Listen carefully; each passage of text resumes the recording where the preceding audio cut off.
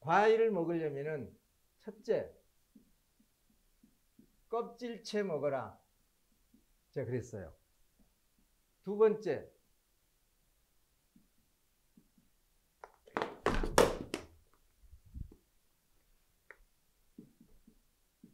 단독으로 먹어라.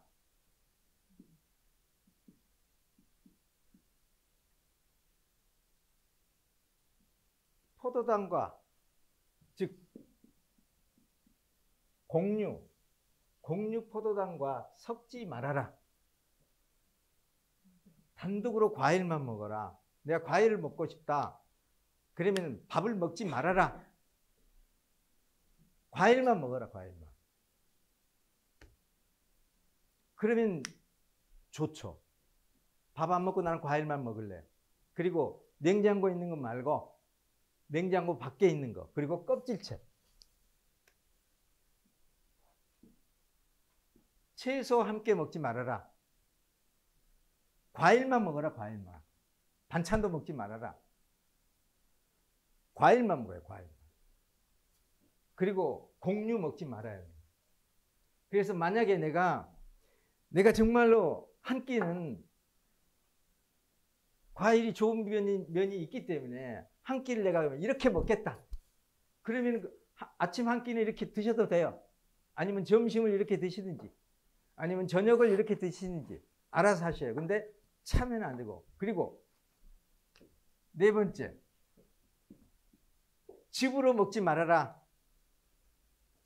반드시 씹어 먹어라. 믹서기로,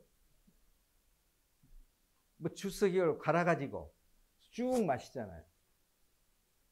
그건 위가, 이 과일 속에는 많은 섬유질도 있고 여러 가지 성분들이 들어있어요. 근데 그걸 우리가 마셨을 때, 액상으로 마셨을 때 위는 그것을 음식으로 생각하지 않고 물로 생각하는 거예요. 위는 물을 한 방울도 흡수 안 해요. 쉐이커로 들어오는 것들은요, 그대로 위장에서 특별한 처리 없이 조금씩 밀어내는 거예요. 그래서 위에 음식이 들어가면은 완전히 쉐이커로 만들어서 내보내는 거예요. 근데 내가 밖에서 쉐이커로 만들었어요. 즉 미즙으로 만들었어요. 내가 내 몸 밖에서 미즙으로 만들어가지고 쉐이커 형태로 만들어가지고 마시면은 위는 할 일이 없는 거예요. 내가 할 일을 밖에서 다 했네. 그럼 거기는 소화 이산 처리가 전혀 안 돼 있죠. 그대로 내려보내는 거예요. 위가 그걸 몸부림치면서 미즙으로 만들어요. 쉐이커 형태로 만드는 거예요. 우리 미숫가루처럼. 그러면은 그대로 물로 생각하고 조금씩 내려보낸다는 얘기예요. 그래서 이렇게 이 네 가지를 지킨다면은요, 과일을 드셔요. 그리고 또 다섯 번째. 그러면은 2번을 지키려면은 과일 그래도 먹고 싶다. 유기산은 좋다고 했잖아요. 과일을 먹고 싶다. 그러면은 식사 전 최소한 식사 1시간 전에 드세요. 그리고 식후 2시간 후에 식사 2시간 후에 먹고, 식사 1시간 전에 먹고. 유기산은 신과일에 있죠. 근데 시지 않는 과일은 포도당이에요. 신과일에는 과당이 있고. 그러니까 시지 않는 과일과 단맛만 나는 과일, 이걸 둘이 섞어 먹으면 또 문제죠. 둘이 섞이는 게 문제예요. 포도당과 과당이 함께 들어가게 되면은 우리 몸 먼저 포도당을 써요. 그리고 왜 그러냐면 과당이 우리 몸에 쓰여지려면은 간에서 포도당으로 바뀌어야 돼요. 똑같이 단당류지만은 직접 쓰여지지 못해. 직접 칼로리로 태워지지 못해요. 미토콘드리아의 TCA의 해로 미토콘드리아에 있는 이 ATP 대사회로 있죠. 거기에 들어가는 것은 포도당이지 과당이 아니에요. 그러면은 에너지로 태우려면은 과당은 포도당으로 바뀌어야 돼요. 근데 둘이 동시에 들어갔어요. 그러면은 간은 포도당을 쓰고 과당은 지방으로 바꿔서 저장해 버리는 거예요. 간에다. 요걸 우선 쓰는 거죠. 그러니까 같이 먹게 되면 문제가 되는 거예요. 식후에 과일을 먹는다. 그럼 무조건 지방간으로 돼요. 그래서 제가 과일과 채소, 그러니까 밥을 먹게 되면은 밥과 이제 곡류포도당과 채식, 즉 반찬 속에 들어있는 복합탄수화물들, 채소 속에도 당이 있어요. 단당류 형태도 있고 복합당 형태로도 있고 채소에도요. 그러면은 이게 이 곡류나 채소는 많은 위산이 필요해요. 근데 과당은 위산이 필요하지 않아요. 과당이 우리 몸에서 들어가게 되면 이미 당으로 돼 있기 때문에, 단당류로 돼 있기 때문에 만약에 과당 형태로 들어갔다, 바로 액상과당 형태로 들어갔다, 그러면은요 즉시 혈당으로 올라가죠. 그래서 액상과당이 많이 들어가게 되면은 요거 설탕보다도 더 답답한 놈이 되는 거예요. 설탕은 즉시 쓰여지지만은 액상과당은, 순수 과당은 일단 간으로 가서 포도당으로 전환돼야 돼요. 그러면은 간은 포도당 가지고 간단히 인슐린과 이렇게 만나서, 포도당은 인슐린과 만나서 우리 몸에 들어가는데, 똑같이 자 포도당과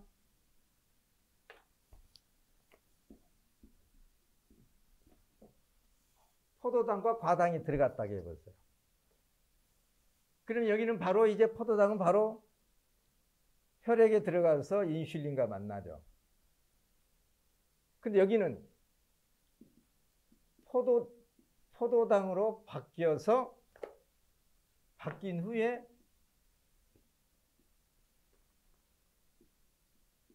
혈액으로 들어가서 인슐린과 만나죠. 그러면은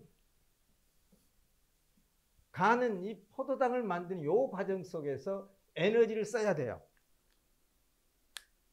그래서 간이 지쳐요. 과당이 많이 들어가게 되면. 정제 과당이 많이 들어가면요 간이 지쳐가지고 힘들어하죠. 다 처리 못하는 건 쌓아두면서 산단 말이에요. 쌓아두면서. 당연히 지방간이 되는 거죠. 어떤 형태든 간에. 그래서 과당과 포도당 차이가 이렇고 똑같은 단당류여도요. 그러면은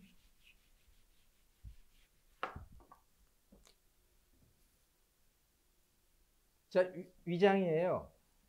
여기가 분문, 여기가 식도죠. 여기가 유문. 음식이 들어가죠. 음식이 들어가면 위는 이걸 소화해요.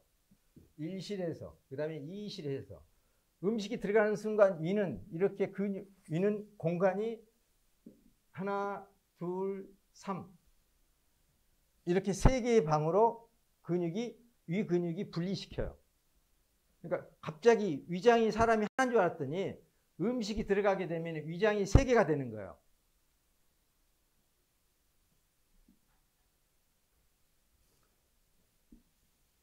그러면은 분문이란 말입니다. 그래서 여기서 내려가죠. 내려가죠. 여기 완전히 여기서 미접 상태가 돼야 돼요. 즉 쉐이크 형태가 돼야 돼요. 쉐이크 형태가 되지 않으면은 올라가죠. 다시 펌핑해요. 그래서 계속되죠. 그러니까 딱딱한 고기 같은 거 먹게 되면은 많은 위산이 있어야 하기 때문에 이 과정이 오래되죠. 그래서 5시간 이상 걸린단 말입니다. 고기. 그럼 여기 유문. 그러면 유문은 언제 열리느냐? 유문을 여는 스위치. 여기를 쫙 열게. 순간적으로 쫙 열려요. 여기 한 번 열릴 때마다 티스푼 하나 정도가 내려가요. 한꺼번에 많이 안 내려보내죠. 여기 유문을 여는 것은 당이에요, 당. 센서. 여기에 들어와 있는, 삼실에 들어와 있는 음식이 충분히 단당류로 됐다.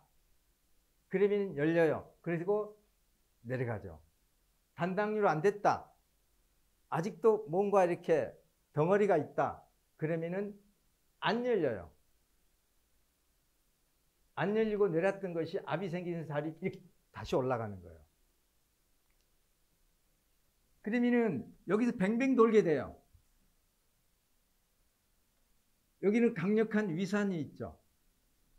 근데 뱅뱅 돌게 되게 가스가 생겨요, 이제. 위가 팽창돼요.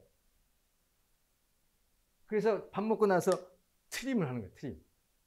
이제 위장에 가스가 가득 차가지고. 그러면서 이제 위가 팽창되니까 위벽에서 위산 분비가 안 돼요. 위가 팽팽해지니까 제대로 작동을 못하죠. 위액을 제대로 분비 못해요. 그런 과정 속에서 여기서 이제 시간이 지나면서 내려가서 근본적으로 여기서 이제 위장병이 생기죠. 그리고 가스가 생기면서 위에서 가스가 생기면은 여기서 이제 가스는 이게 스며들죠. 특정한 지역으로 가죠. 특히 뇌로 가죠, 뇌. 그래서 위에 가스가 생기고 스트레스 받고 여기 배에서 장과 배에서 가스가 많이 생기면 위장에 가스가 생기면 두통이 오죠. 근데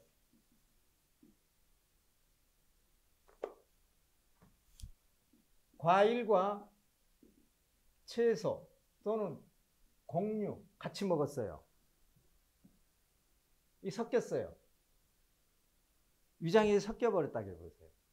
그러면은 과일 속의 과당은 내려가야 돼요.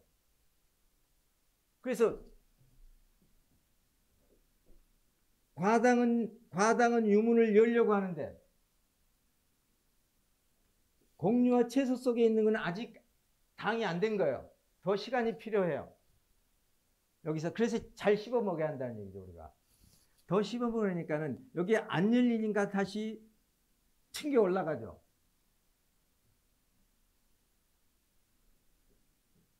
그런데 여기서 완벽하게 잡을 수가 없단 말입니다. 일단 과당이 있기 때문에. 그러면은 뭐하고 했냐면은 아직 완전히 당화되지 않는, 즉 분해되지 않는, 단당류로 되지 않는 음식들이 이 곡류나 채소 속에 있는 이 당이 아직은 분해가 덜 된 상태죠.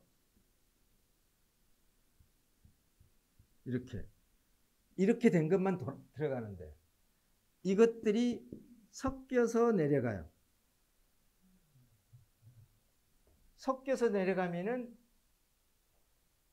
이것들은 분해가 덜 돼 있기 때문에 장에서 흡수를 못해요. 그래서 계속 이제 이걸 가지고 여기서 가스가 만들어져요. 이것들이 들어갈 때 누가 달라붙냐면은 유해균이 달라붙어요. 얼씨구나하고 장에 가스가 가득 생기는 거예요. 그럼 장벽에 염증이 생겨요. 근데 이게 이제 시작이죠. 이제 건강의 시작. 이 독들은 전부 다 간으로 가잖아요. 여기도 간으로 가고. 그래서 디저트로 과일 드시지 말고, 식사 전에 과일 드시지 말고, 아까 제가 과일을 드시는 방법 완전히 독자적으로 드시라는 얘기예요. 독자적. 수박 먹고 사과 먹지 말라는 얘기예요.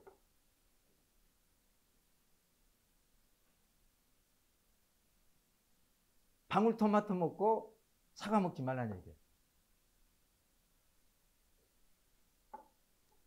방울토마토, 수박, 참외는 채소예요. 채소. 얘들은.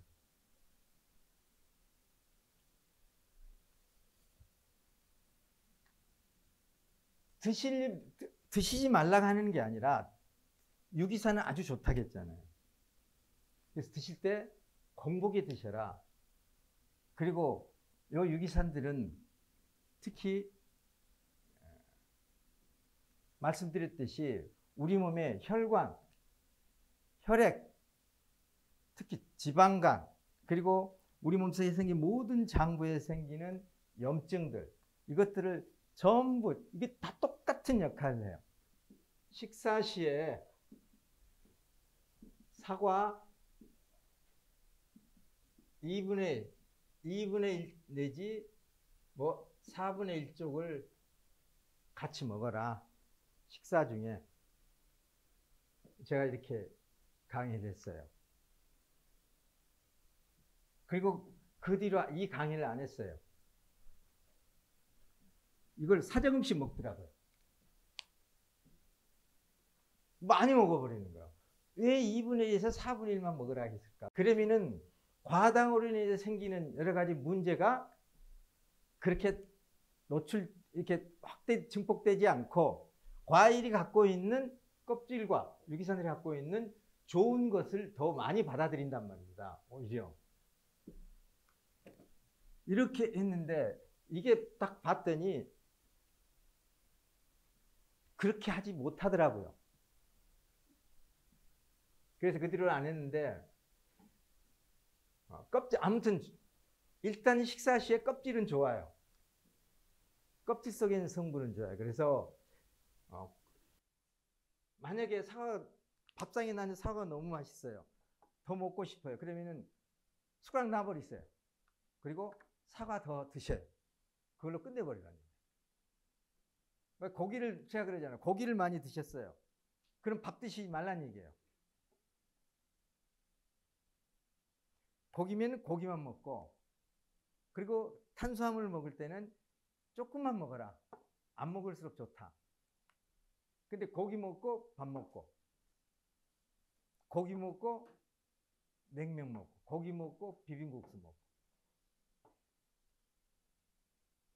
고기 먹고 누룽지 먹고, 고기 먹고 집에 와서 꼭 라면 먹고, 그래도 밥을 먹어야 되지 하면서 실컷 고기로 배 터지게 먹고 집에 와서 또 먹어. 특히 칼슘 있죠. 칼슘은 소금이 어느 정도 베이스가 됐다고 할 때 최고로 중요한 게 칼슘이죠. 미네랄 중에서도.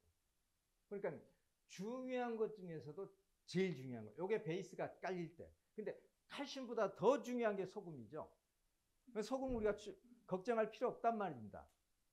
충분히 음식을 드시려면. 이 칼슘은 염증, 그리고 혈액을 알칼리화, 그리고 콜라겐 조직.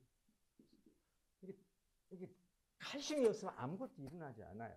이것들도 제대로 일을 하려면 칼슘 도움 없이는 안 되는 거예요. 미네랄 도움 없이는 이것도 무용지물인 거예요. 근데 이것들이 없어. 제가 왜 그러냐면 이것들 없어도 미네랄 있으면 돼요. 그래서 미네랄 맨 위에 놓은 거예요. 그러면은 우리 몸에서 가장 나쁜 음식, 가장 해로운 음식, 요건 장, 간에 해당이 되죠. 장, 간에 해롭다. 이것은 혈관, 혈액을 망친다는 얘기예요.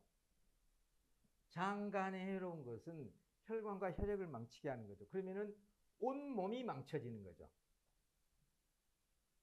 그럼 장과 간에 가장 해로운 것 뭐냐?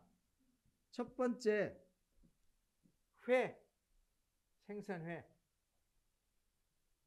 그리고 생선회에 버금가는 두 번째, 튀김.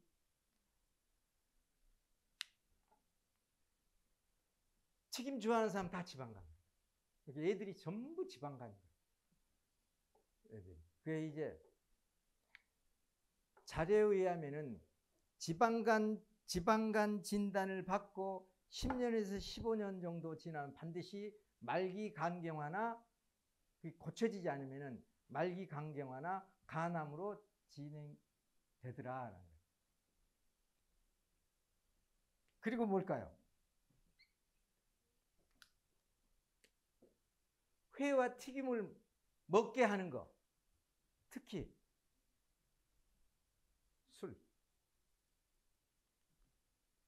술안주로 회를 먹는다든지 이렇게 하게 되잖아요.